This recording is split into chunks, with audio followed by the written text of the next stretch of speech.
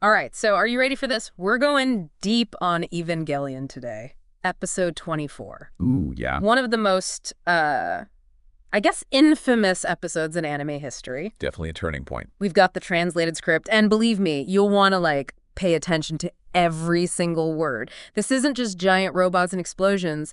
This is about what it means to be human. Like, really human, in a world that's completely falling apart. It gets real fast. It does. And it all starts with Asuka, Yeah. who is at, a complete breaking point in this episode. She is shattered. Yeah. And you see her struggling with this, Yeah.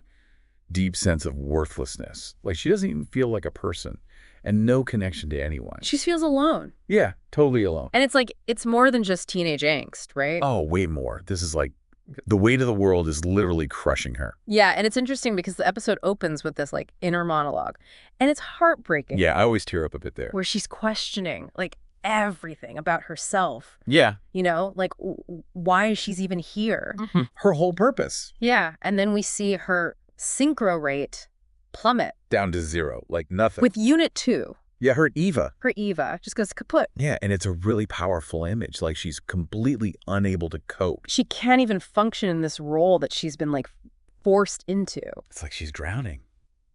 And there's no one to throw her life preserver. And it's not even just the pressure of piloting, right? Yeah. Having to fight these angels. Right. It's not just oh, I have to go out and fight a giant monster today. You've got to remember, this is all happening in a world that's still reeling from Second Impact. Yeah.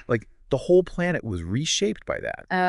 And these kids... The background material has all that, by the way. Yeah. These kids are the only ones who can even, defend humanity from being completely wiped out. It's all on their shoulders.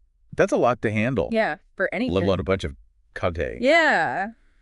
Traumatized teenagers. Exactly. And then into this chaotic mix... Yeah. Walks Kaoru Nagisa. This guy. Right? Yeah. The fifth child. He just shows up. Like a ghost. He does, shrouded in mystery. His birthday. Yeah. Same day as Second Impact. Yeah. All his records are erased. Completely gone. It's how did he even get here? He just appears. Yeah. And it's unsettling. It is. Isn't it? Big time. I'm what is going on with this guy? But here's the thing. He can synchronize with Unit 2. Asuka, Eva. No problem. Yeah. Effortlessly. Something no one else has been able to do. It's bizarre. It's he's, I don't know, the missing piece of a puzzle. But we don't know what the picture is yet. Right. Yeah, and you get the sense that he sees right through Shinji. Oh, yeah. Our main character, who's usually, so withdrawn. Close off. Doesn't Yeah. want to talk to anybody. And Shinji actually starts to open up to Kaoru. Yeah, which is amazing to see. In a way that he hasn't with anyone else, not even Rei. Yep. He actually confesses to him that he's lonely and that he doesn't like people. Which, for Shinji, is huge. He's huge. Yeah. That's a major breakthrough. And this is where the episode really starts digging into these deeper themes of connection and isolation. Because think about it. These kids are fighting for humanity's survival, right? Right.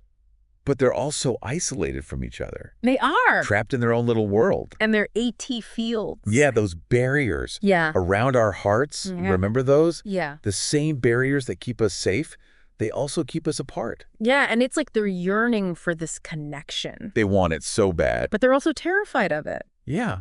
Because what if it gets taken away? What if they get hurt? And then Kaoru comes in with this enigmatic smile. Yeah. And his philosophical ramblings, and he seems to offer that connection. At least at first. Yeah. But then things take a very dark turn. Yeah. Because it turns out Kaoru isn't what he seems. No, he is not. He's an angel. Dun dun dun. One of the very beings that the EVA pilots are supposed to destroy. It's such a gut punch. Oh, yeah. And the way it's revealed, it's so chilling. Yeah, the visuals in that scene are incredible. So Kaoru descends into Central Dogma. The heart of NRV headquarters, and it's all these dark blues and shadows. He's going straight to hell. Yeah, literally descending into the abyss. Then, there he is, piloting Unit 2. Asuka's stolen EVA, Yeah. fighting against Shinji in Unit 1. It's this twisted mirror image, It is. like a battle between two sides of the same coin. And it's not just about the physical threat either. Kaoru's words, his philosophy, it starts to get to Shinji. It really gets under his skin. He talks about 80 fields as the light of the mind, Yeah. the walls that separate us all, And then he says, that humanity's hope is tied to sadness. It's so messed up. But you can kind of see where he's coming from. Right, like it's this disturbing idea. Right. But there's a grain of truth in there. That our pain is what connects us. Maybe. Makes us human. Yeah, it's like he's tuning everything we thought we knew. Upside down. And we also start to see the influence of Sealy here. Oh, yeah, those guys. That shadowy organization. Pulling the strings. Behind the scenes. They've been manipulating things from the beginning. And Kaoru's arrival is just another part of their game. They're playing with these kids' lives. It's messed up. Using them as pawns. Yeah, in this larger conflict. And that conflict, as we'll see, is about way more than just, like, the survival of humanity. Yeah, it's about the definition of what it means to even be human. Exactly. It's heavy stuff. It is, yeah.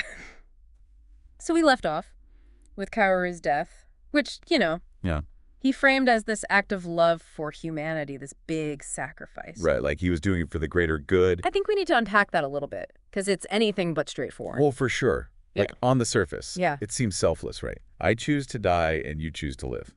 That's what he says to Shinji. Yeah. But remember, Kaoru's an angel. Right. He's not exactly bound by the same ideas about mortality. Or even free will that humans are. Is it really a choice, then, if it's, like, programmed into his being? That's the question, isn't it?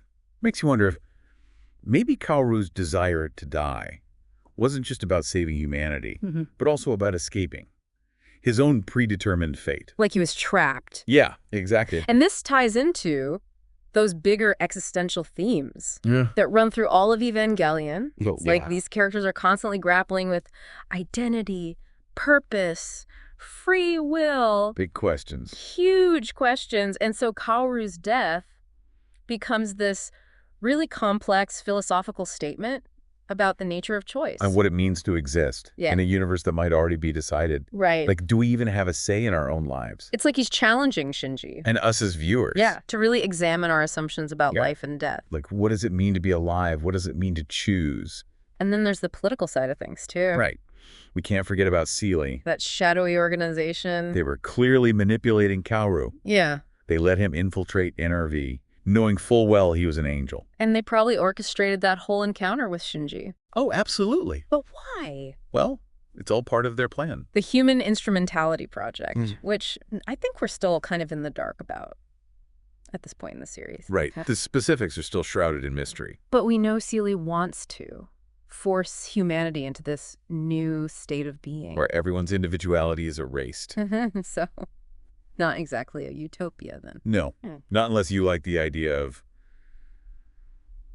everyone being, like, melded into a single consciousness. Okay, yeah, I think I'll pass on that. Yeah, me too. And this is where Misato's tough love approach really comes back into play.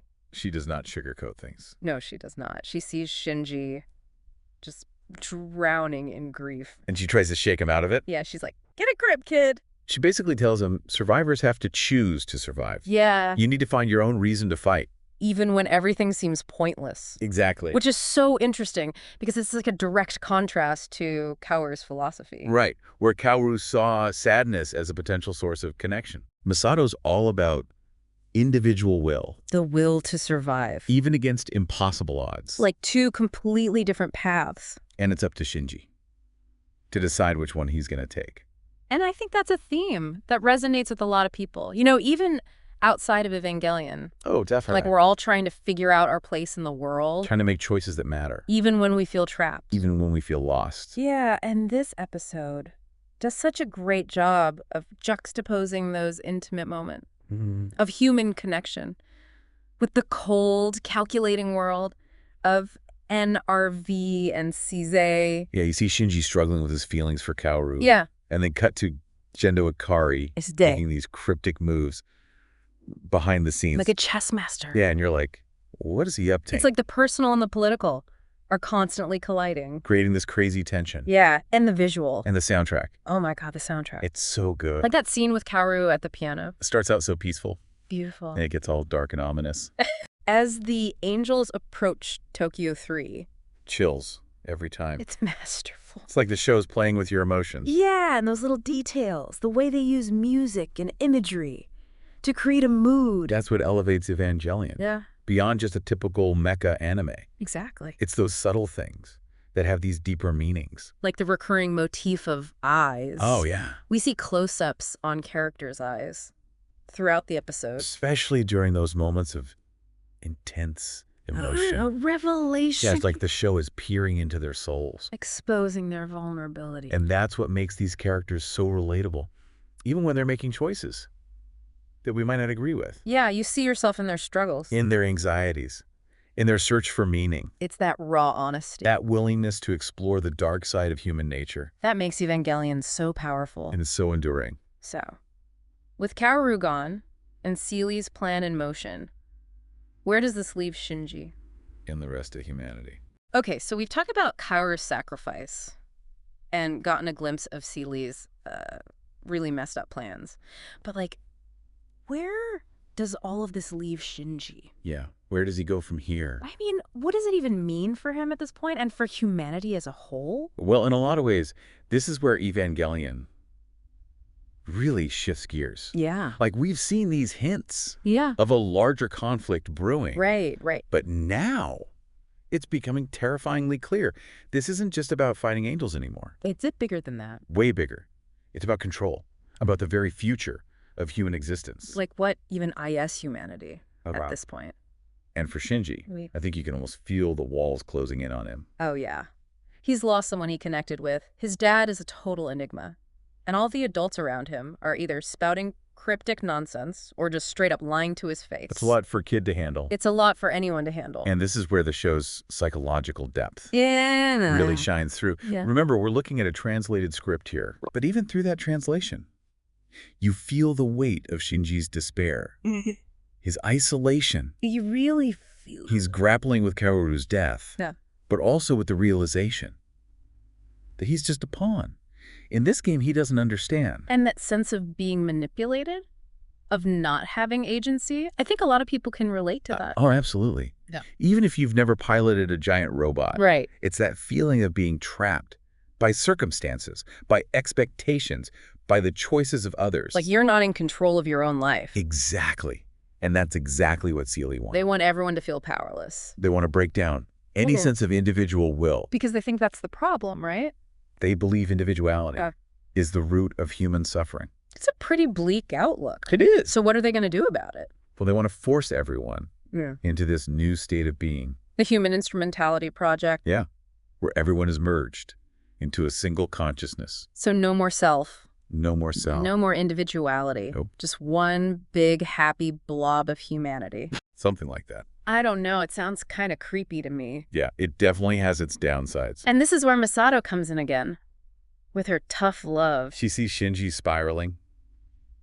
And she's like, no, not going to let that happen. She's trying to pull him back from the edge. She reminds him that survivors have to choose to survive. They have to fight for it. They have to find their own reason to keep going, even when it seems impossible. Even when the world is falling apart around you. Exactly. It's such a powerful message. And it's like a direct counter to Kaoru's philosophy. Right, where Kaoru saw sadness as a potential source of connection. Yeah. Misato emphasizes individual will. The will to exist. The will to carve out your own space in a chaotic world. It's like she's saying, look, the world might be a mess, but you still have the power to choose, to fight for what you believe in, to make your own meaning. And that's a lesson that Shinji will continue to grapple with for the rest of the series. Can he find his own reason to exist outside of the roles that others have forced upon him? It's the question that drives him forward. And it's a question that we can all ask ourselves. We all have to find our own answers to that question. And then there's that final line from Kaoru. Oh yeah, the one that sends chills down your spine. The living thing that escapes the time of annihilation and that obtains the future is only one. What does that even mean? It's so cryptic. But it speaks to this burden of responsibility. The weight of choice. Will Shinji be that one? Can he handle that kind of pressure? We don't know yet. And that's what makes Evangelion so compelling. It leaves you with these questions. These doubts. This lingering sense of unease. Like you've just looked into the abyss. And the abyss has looked back into you. But it also offers this glimmer of hope. The suggestion that even in the darkest times, even when we feel completely lost and alone, we still have the power to choose. To fight for what we believe in. To shape our own destinies. So if you're looking for an anime That will challenge you. That will stay with you long after the credits roll. That will make you question everything you thought you knew about giant robots, about humanity, about the meaning of life itself.